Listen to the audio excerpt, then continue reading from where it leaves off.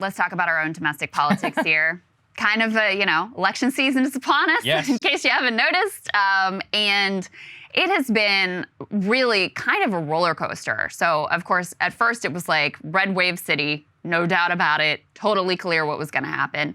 Then you had the overturning of Roe versus Wade, the Dobbs decision. Things really shifted. Also, at the same time, gas prices were going down. Also, at the same time, the Biden administration was accomplishing a few different legislative initiatives and priorities.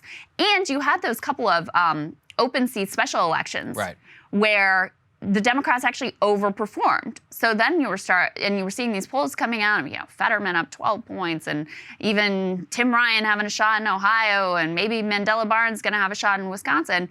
That picture has really shifted now as the economy has continued to turn for the worse. That Dobbs decision sort of fades into memory. And also, we always predicted that after Labor Day, when you start looking at likely voters just versus registered voters, the GOP almost always picks up ground then. So here's from the Washington Post. Mainstream press really starting to take notice that things are starting to slip away from the Democrats. The headline here is from Michael Scherer.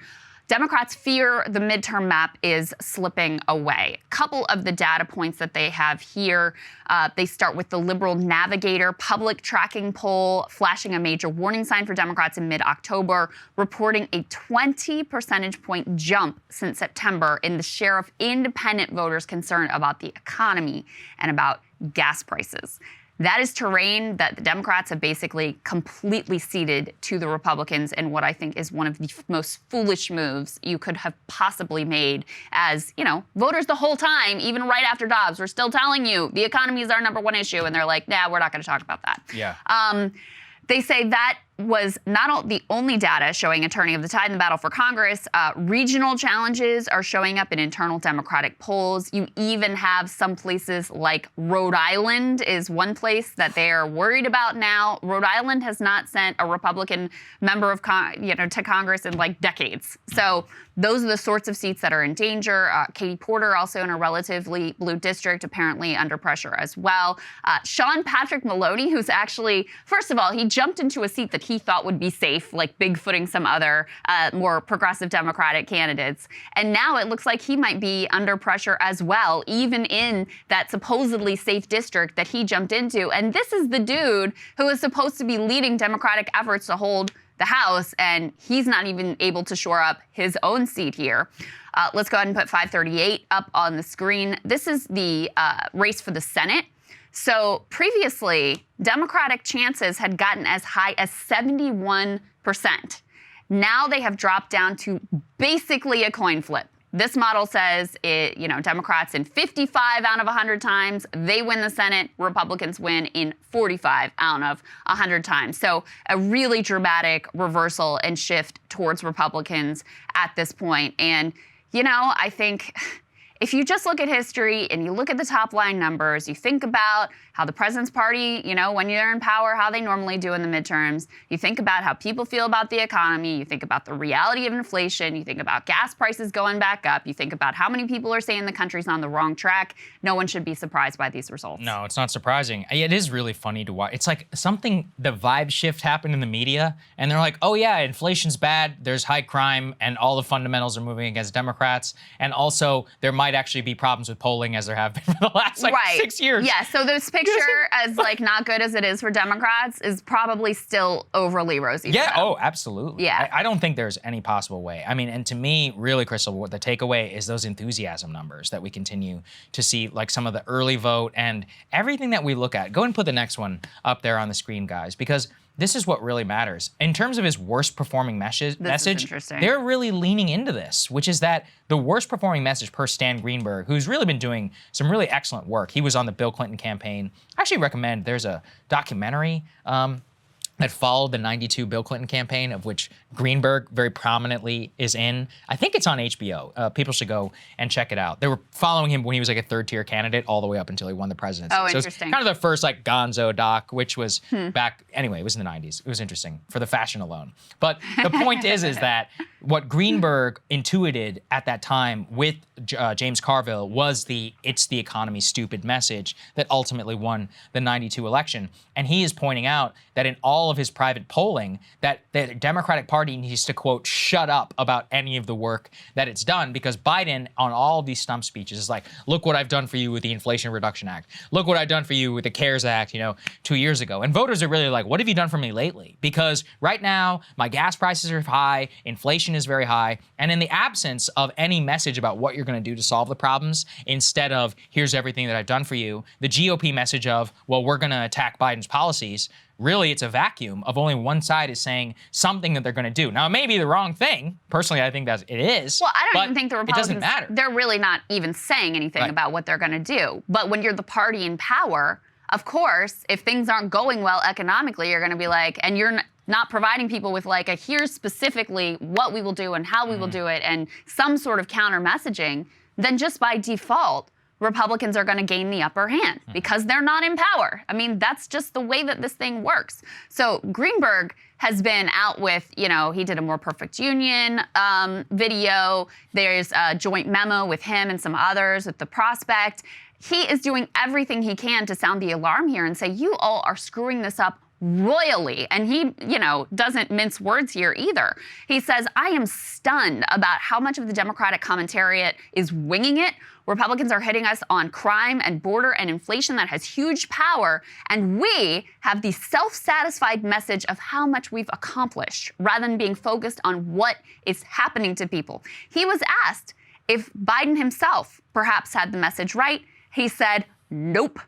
I saw their visuals when they were campaigning with the West, in which they were talking about helping families with high costs. So they've made a turn with addressing it, but they're also combining it with a message of how great a job they are doing. They're elites. They live in a world of college-educated voters who didn't have child tax credit as a lifeline. Greenberg thinks that child tax credit, re-upping the child tax credit and paying for it by taxing the rich, in his testing, that is by far the best message the Democrats could be running on. He says they didn't have that as a lifeline. They think our own base responds to identity politics rather than economics. If your goal is to win an economic argument, go on Morning Joe. If the goal is to win an election, look at the fucking data. That's what he had to say. So, I mean, and this is a guy, he's not like an anti-establishment dude like us. This is a pure Democratic operative, wants Democrats to win, and is losing his mind over how dumb they are in terms of their lack of any sort of message on the economy. And you can see how, just sitting back and look at all we've done for you. Even like naming the Inflation Reduction Act was a stupid move. Yeah, that's right. Because when inflation then continues to go up, yeah, you can say, okay, it has this provision, it has that provision, that's gonna help people eventually. But people just look at it and are like, you said this was your plan. That shit didn't work. So what now? And they have nothing to say about it. And it didn't have anything to do with inflation. Like, let's be honest. Really what it was a climate bill. And I think that's fine. If you message climate infrastructure bill. They could have run on it as like the electric vehicle bill. They're like, hey, look, like gas is really high right now. We're gonna try and make it cheaper for everybody. These are some of the subsidies that we're doing. We finally put technology neutral in on nuclear. There's a defense of the bill, but it doesn't have anything to do with inflation, unless your name is Joe Manchin and you happen to have spent $300 billion on paying down debt, even though our interest rates are like sky high right now and it's not going to make a single difference. But that's a discussion for another day. They boxed themselves into this problem and now they can't get out of it. And really, it's their own making. That's why I don't have a lot of sympathy. Greenberg is completely correct about how exactly they should be running. And yet, Krystal, you got a mailer at your house the other day. And what is it? Abigail Spanberger. Let me pull this bad boy up. Yeah, so I live in a swing district at this point. It's been redistricted. It used to be just hard conservative. Rob Whitman, the Republican incumbent, he's now been districted into a different area. And so this is like, I don't know, it's like Biden +6, something like that. This should be a seat the Democrats, if they're going to hold on to the House, they have to hold on to the seat. You have Abigail Spanberger, who's a former CIA op, yes. who is the Democrat. She's an incumbent. And then you have Yesli Vega, who's actually a cop. So we have a lot of law enforcement going on. And this is the mailer that they were actually door knocking that they've been handing out. So a vote for Abigail Spanberger is a vote for abortion rights, voting rights, and accountability, whatever that means. Nothing. What does that mean? Nothing about economics. You want to know something even Not better? a word. Not even, Spanberger has actually been great on the stop trading ban. She's one of the only people, I've got all sorts of other issues, but she's one of the only people that seems to actually care about this thing and been trying to work across parts and lines to get it done. Doesn't even say anything about that. Like, that's actually a good issue too. You could talk about that. You could talk about, economics, child tax credit, but she's one of these like corporate centrist types. And so she doesn't actually believe in doing anything for people. So she's leaning into abortion and voting rights instead. Good luck. You're right. She would be better on sock ban. Yeah. Here in Northern Virginia, we have somebody Kara Lipsman, who's a Republican actually. All her sign says is Kara Lipsman for Congress. And at the top, it says stand with Ukraine. And to be clear, she is not going to have anything to do with Ukraine should she actually win her seat. And she's a Republican. Yeah. She has a blue sign But that this says is like stand a with very Ukraine. liberal Of course, area, so yeah. What I'm pointing out is that this is what politics have gotten to now. Voting rights, abortion, and stand with Ukraine. Nothing having to do with gas and inflation. Listen, I'm not saying, I'm not saying those issues aren't important, that they don't have a place. Right. But you, as Stan Greenberg says, look at the fucking data. Yeah. For months, people have been saying, I care about the economy. I care about inflation. I care about jobs.